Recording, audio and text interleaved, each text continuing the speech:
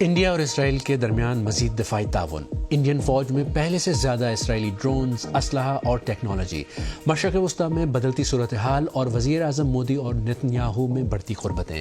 وزیر اعظم مودی اور نتنیاہو کی اسرائیل میں ملاقات دنیا میں بدلتی سیکیورٹی صورتحال میں ایک اہم پیش رفت ہے۔ ایک ایسے وقت میں جب غزہ میں جنگ پر اسرائیل تنقید کے نشانے پر ہے، کیا انڈیا اسرائیل کے ساتھ ایک نیا اسٹریٹجک اور سیکیورٹی الائنس بنا رہا ہے؟ میں ہوں خالد کرامت اور یہ آج B B C news Urdu کے پروگرام جہنما کی ہماری ٹاپ سٹوری ہے۔ اس کے علاوہ پروگرام میں دیکھیے گا ایسے برطانوی شہری جو دوہری شہریت رکھتے ہیں یا ایسے غیر ملکی جو برطانیہ آنا چاہتے ہیں، ان کو اب ملک میں داخل ہونے کے لیے نئے قواعد پر عمل کرنا ہوگا۔ اور صدر ٹرمپ نے تاریخ کے طویل ترین اسٹیٹ آف دی یونین خطاب میں دعویٰ کیا ہے کہ امریکہ آج سب سے بڑا، امیر ترین اور مضبوط ترین ملک بن گیا ہے۔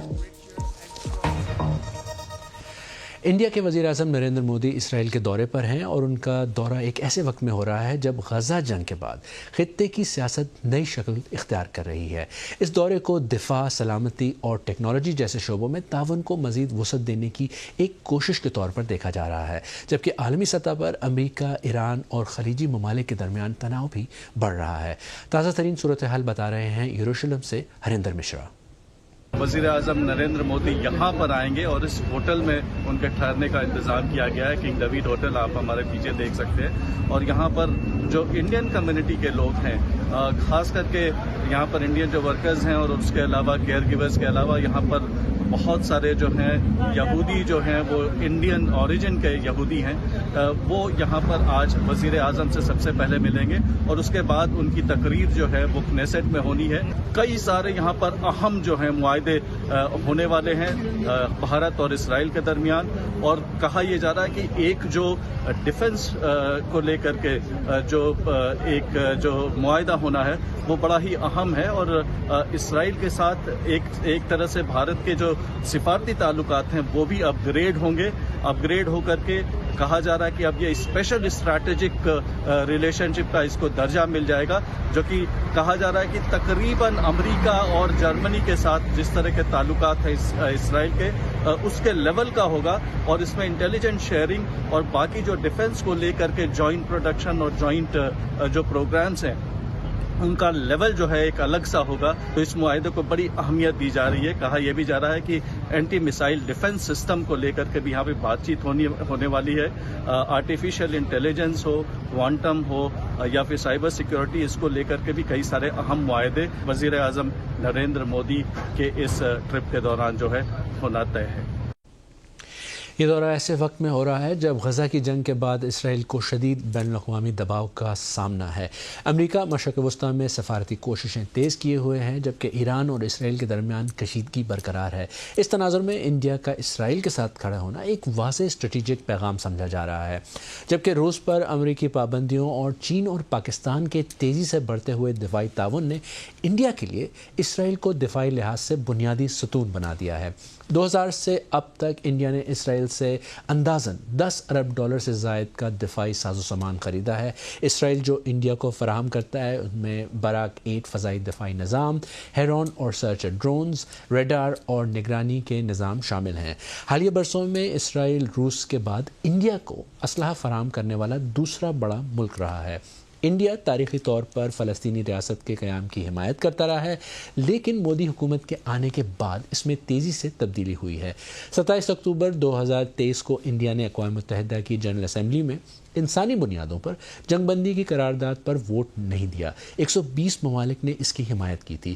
وزیر خارجہ ایس جے شنکر نے کہا کہ قرارداد میں حماس کے حملے کی مذمت شامل نہیں تھی، اس لیے انڈیا اس کی حمایت نہیں کر سکتا۔ دسمبر 2023 اور دسمبر 2024 میں انڈیا نے فوری اور غیر مشروط جنگ بندی اور یرغمالیوں کی رہائی کے حق میں ووٹ دیا۔ 12 جون 2025 کو سرکاری طور پر 57,000 سے زائد اموات کی تصدیق کے بعد بھی انڈیا نے دوبارہ جنگ بندی اور غزہ کی ناکہ بندی ختم کرنے کی قرارداد پر ووٹنگ سے گریز کیا۔ تو کیا یہ دورہ انڈیا اور اسرائیل کے تعلقات کو نئی بلندیوں تک لے جائے گا یا پھر مشرق وسطیٰ کی پیچیدہ سیاست نئی دلی کے لیے مشکل توازن پیدا کر دے گی؟ اس پر بات کرنے کے لیے آپ کو لے چلتے ہیں نئی دلی، جہاں سے ہمارے نامہ نگار شکیل اختر ہمارے ساتھ براہ راست موجود ہیں۔ شکیل، پہلے تو یہ بتائیے کہ یہ دورہ کتنی اہمیت رکھتا ہے خاص طور پر انڈیا کے لیے؟ دیکھیں، یہاں انڈیا میں تو اسے ایک سنگ میل کی حیثیت دی جا رہی ہے۔ خود اگر وزیر اعظم مودی وہاں پہنچے جب، تو ان کو prime minister Binyamin Nitin Yahoo نے ریسیو کیا ہے، اور اب سے کچھ دیر بعد وہ پارلیمنٹ سے بھی خطاب کرنے والے ہیں۔ تو یہ اس لحاظ سے بہت اہم ہے کیونکہ ایک ایسے وقت میں ہو رہا ہے جب مڈل ایسٹ کی سچویشن کافی ٹینس رہتی ہے اور کافی صورتحال جو ہے مشکل ہے، اور کئی حلقوں سے یہاں انڈیا میں بھی اپوزیشن کی طرف سے اور کچھ بعض ماہرین نے بھی کہا تھا کہ ان حالات میں دورہ نہیں کرنا چاہیے، لیکن وزیر اعظم نے یہ طے کر رکھا تھا اور وہ اپنے وقت کے حساب سے گئے۔ یہاں پر اسے ایک تاریخی دورہ تصور کیا جا رہا ہے۔ اچھا شکیل، آپ نے مشرق وسطیٰ میں تناؤ کی بھی بات کی، یہ دورہ امریکہ اور ایران کے درمیان کشیدگی کے دوران ہو رہا ہے، اس کا کیا مطلب ہے؟ دیکھیں جی، ایک تو یہ بہت اہم ہے کہ انڈیا کے ایران سے بڑے دیرینہ اور بڑے قریبی تعلقات رہے ہیں، تو اس کی کرٹیسزم بھی یہاں پر ہو رہی ہے کہ ان حالات میں جب ایسا لگ رہا ہے کہ امریکہ اور ایران میں ٹکراؤ کی صورتحال ہے، ایسے میں جانا مناسب نہیں تھا۔ لیکن گورنمنٹ کا کہنا یہ ہے کہ انڈیا جو ہے وہ اپنے مفاد میں کام کر رہا ہے، اور دوسری چیز یہ ہے کہ اس کے رشتوں کو جو ہے وہ اس طرح سے باہمی طور پر وہ دیکھا جانا چاہیے، یعنی اسرائیل اور انڈیا کے رشتے الگ ہیں، اور انڈیا اور ایران کے تعلقات الگ ہیں، ایران اور سعودی عرب کے تعلقات الگ ہیں، تو اس کو ایک دوسرے سے کلب نہ کیا جائے۔ لیکن یہ بہت اہم ہے کہ انڈیا اس چیز کو ایسرٹ کرنا چاہتا ہے کہ انڈیا اب اسرائیل سے بہت قریب ہے، اور جو دونوں کے اندر جو مفاہمت اور جو قربت اور جو اشتراک ہے وہ بہت ہائی لیول پر جاتا ہوا محسوس ہو رہا ہے۔ اچھا شکیل، انڈیا میں اس دورے کو کیسے دیکھا جا رہا ہے؟ میں نے دیکھا تھا کہ حزب اختلاف کی طرف سے بھی کافی تنقید ہو رہی ہے۔ دیکھیں، یہاں تنقید تو ہوتی رہی ہے، لیکن یہاں ہمیشہ بی جے پی نظریاتی طور پر اور جو یہاں کی قوم پرست طاقتیں رہی ہیں، وہ پچھلے 100 سال سے جو نیشنلسٹ فورسز ہیں یا بی جے پی کی جو نظریاتی تنظیمیں ہیں، وہ ان کا ایک اسرائیل سے اور صہیونیت سے ایک فیسنیشن ہمیشہ رہا ہے، تو وہ ایک فطری الائن کے طور پر یہاں پر دیکھا جا رہا ہے۔ یہاں میڈیا وغیرہ نے لائیو جو ہے کئی جرنلسٹ وہاں پہنچے ہوئے ہیں، اس کا براہ راست یہاں پہ اسے دکھایا جا رہا ہے، اور یہاں کافی جوش و خروش دیکھنے کو مل رہا ہے، اور اس پورے دورے کو ایک بہت زبردست مڈل ایسٹ میں انڈیا کی بڑھتی طاقت اور اسرائیل سے قربت کو بہت ہی پازیٹیو طریقے سے دیکھا جا رہا ہے، ایک اچھا ڈیولپمنٹ سمجھا جا رہا ہے۔ دلی سے شکیل اختر، تفصیلات بتانے کا بہت شکریہ۔ برطانیہ نے 25 فروری سے ملک میں داخلے کے لیے نئے قواعد متعارف کروائے ہیں۔ چاہے آپ برطانوی شہری ہوں اور دوہری شہریت رکھتے ہوں یا پھر غیر ملکی ہوں، دونوں ہی صورتوں میں کچھ نئے رولز کی پابندی کرنی ہوگی، ورنہ برطانیہ میں داخلہ نہیں ہو سکے گا۔ اس پر بات کریں گے ٹرینڈنگ میں۔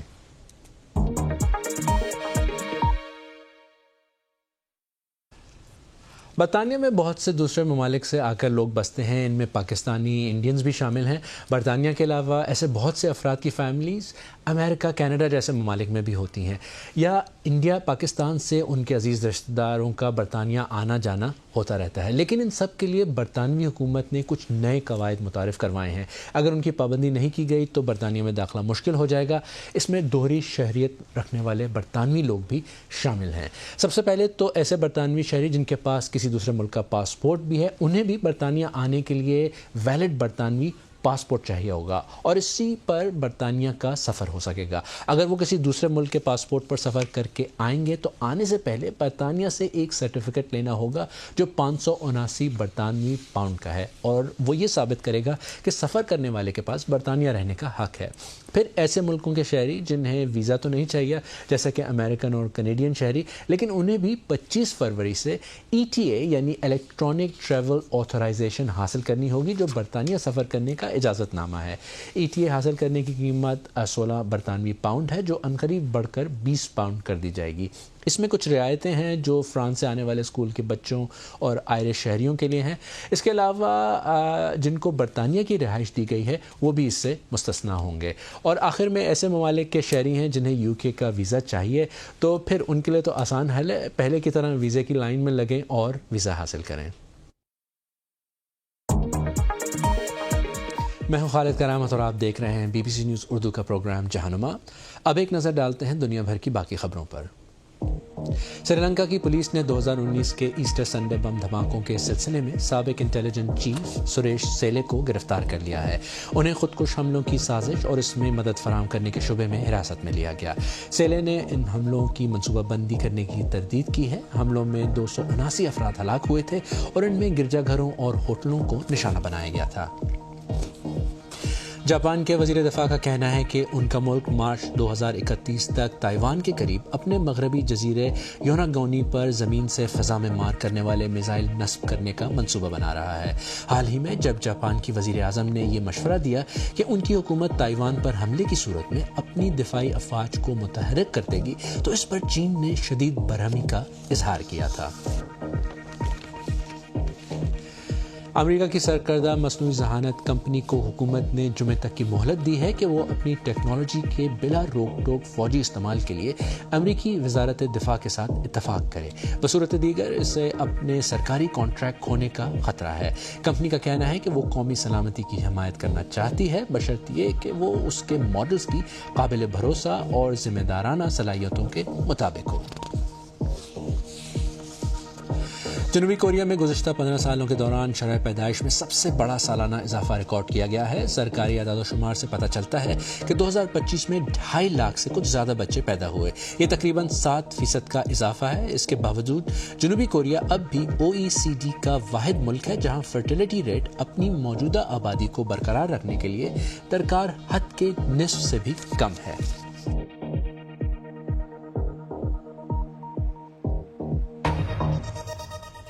صدر ٹرمپ نے کانگریس سے اپنے اسٹیٹ آف دا یونین خطاب میں اپنے ریکارڈ کی بھرپور تعریف کی اور ڈیموکریٹس کی کارکردگی پر سخت تنقید کی۔ یہ خطاب لوگوں کو منقسم کرنے والا تھا اور امریکہ فرسٹ پالیسی پر مبنی تھا۔ ایک طویل خطاب تھا جس نے ریکارڈ توڑے۔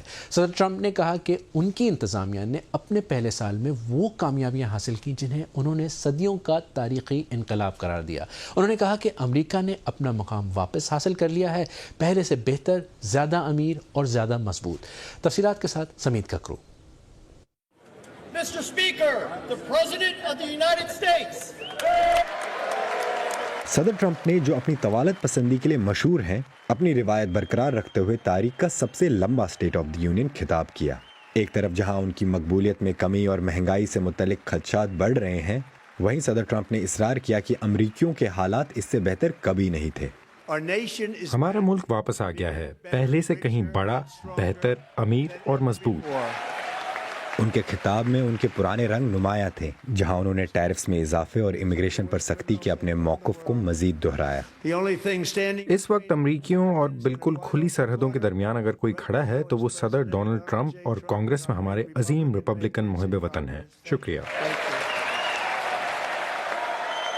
جب انہوں نے امریکی Olympic champion men's hockey team کا تعارف کرایا تو ہال نعروں سے گونج اٹھا، لیکن ایوان میں کشیدگی بھی نظر آئی۔ آپ کو اپنے آپ پر شرم آنی چاہیے۔ ڈیموکریٹک رکن کانگریس الہان عمر نے امیگریشن کے خلاف احتجاجاً نعرے لگائے۔ ڈیموکریٹک قانون ساز ایل گرین کو مظاہرہ کرنے پر باہر نکال دیا گیا۔ لیکن دنیا کی نظریں اس بات پر جمی تھیں کہ صدر ٹرمپ ایران پر ممکنہ حملے کے بارے میں کیا کہتے ہیں۔ میری ترجیح اس مسئلے کو سفارتکاری کے ذریعے حل کرنا ہے، لیکن ایک بات طے ہے کہ میں دہشت گردی کے دنیا کے سب سے بڑے سرپرست کو کبھی جوہری ہتھیار رکھنے کی اجازت نہیں دوں گا۔ ایسا ہم نہیں ہونے دے سکتے۔ نمایاں بات یہ تھی کہ ایپسٹین فائلز کا کوئی ذکر نہیں کیا گیا۔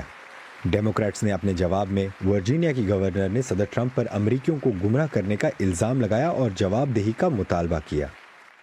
آج جب ہم نے اپنے ملک کے قانون سازوں کو کانگریس کے مشترکہ اجلاس کے لیے جمع ہوتے دیکھا تو ہم نے اپنے صدر سے سچ نہیں سنا۔ لیکن ڈونلڈ ٹرمپ نے نومبر کے مڈ ٹرم انتخابات سے پہلے پرائم ٹائم پر اپنا موقف پیش کر دیا ہے۔ اب فیصلہ ووٹرز کے ہاتھ میں ہے۔ دنیا کے مختلف حصوں میں کچھ جانور خاص طور پر شکاریوں کے نشانے پر ہوتے ہیں. کبھی مارکیٹ میں ان کی کھال، کبھی جانوروں کے سینگوں کی مانگ ہوتی ہے اور شکاری مقامی جانوروں کے تحفظ کے قوانین کے باوجود پیسے کی خاطر ان کو نشانہ بناتے ہیں. اب پہلی بار سائنسدانوں نے افریقہ میں شکاریوں کے خلاف مقدمہ چلانے کے لیے شیر کے ڈی این اے کا کامیابی سے استعمال کیا ہے، جس میں جنگلی حیات کے جرائم کی تحقیقات میں ایک پیش رفت ہو سکتی ہے. بی بی سی نیوز کے اینگس کرافورڈ کی رپورٹ آپ تک پہنچا رہے ہیں جاوید سومرو. پیسوں کے لیے شیروں کو مارنے والے افراد کے خلاف لڑائی میں ایک طاقتور نیا ہتھیار. برطانیہ میں تربیت یافتہ اس سائنسدان کا نام ان کی حفاظت کے مد نظر استعمال نہیں کر رہے. افریقہ میں پہلی بار ایسا کیا جا رہا ہے. اس ٹیکنالوجی تک رسائی سے پہلے ہم صرف اقسام کی شناخت کرنے کے قابل تھے، لیکن بعض اوقات یہ کافی نہیں ہوتا ہے. انہوں نے زمبابوے کے تمام شیروں کا مکمل D N A database بنایا ہے، لیکن یہ شیروں کو ہلاک کرنے والوں کو کیسے روکتا ہے؟ جواب ہوانگ نیشنل پارک میں وکٹوریا فالز کے قریب ہے. ابھی یہ بات سامنے آئی ہے کہ 2024 میں تفتیش کاروں کو ایک قریبی گاؤں میں شیر کے جسم کے اعضاء ملے تھے. انہوں نے ڈی این اے لیا، اس کا ڈیٹا بیس سے موازنہ کیا اور انفرادی جانور کی شناخت کی. 2 شکاریوں کو پکڑ کر جیل بھیج دیا گیا. یہ دنیا میں پہلی بار ہوا. Over 230 of them are actually in breach of the CITES regulations. لیکن خطرے سے 2-4 جانوروں کی تجارت ایک بڑھتا ہوا عالمی مسئلہ ہے. برطانیہ میں شیروں کو تحفے کے طور پر یا روایتی ادویات کے لیے فروخت کیا جاتا ہے. صرف 30 برسوں میں دنیا میں شیروں کی تعداد آدھی رہ گئی ہے، لیکن افزائش کے پروگراموں کے تحت ان کی نسل بچانے کی کوشش جاری ہے. کم از کم وہ یہاں محفوظ ہیں. لیکن افریقہ کے جنگلوں میں شیروں کو خطرہ ہے. یہی وجہ ہے کہ یہ مقدمہ غیر قانونی شکار کرنے والے گروہوں کے لیے ایک طاقتور پیغام ہے. ایک ایسا مقدمہ جس کا کچھ حصہ برطانوی مہارت اور پیسوں سے ممکن بنا. گزشتہ 8 برسوں کے دوران برطانیہ نے لاٹری کے پیسوں سے ڈی این اے پروجیکٹس کے لیے £1.25 ملین کی فنڈنگ فراہم کی. میرے خیال میں یہ امید کی کرن ہے. آپ چوری کر سکتے ہیں یا آپ جانور غیر قانونی طور پر لے جا سکتے ہیں، اور اگر ہم اسے ایک بہت مشکل عمل بنا سکتے ہیں اور لوگوں کے لیے اس سے وابستہ خطرے کو بڑھا سکتے ہیں تو یہ بھی بہتر ہے. یہ اہم ڈیٹا بیس بقیہ افریقہ کے لیے ایک ماڈل ہے.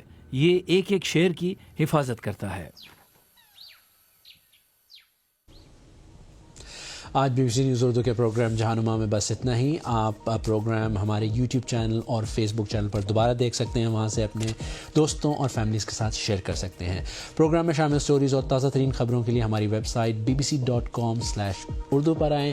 کل ہماری ٹیم پھر حاضر ہوگی. تب تک خالد کرامت کو اجازت دیجیے.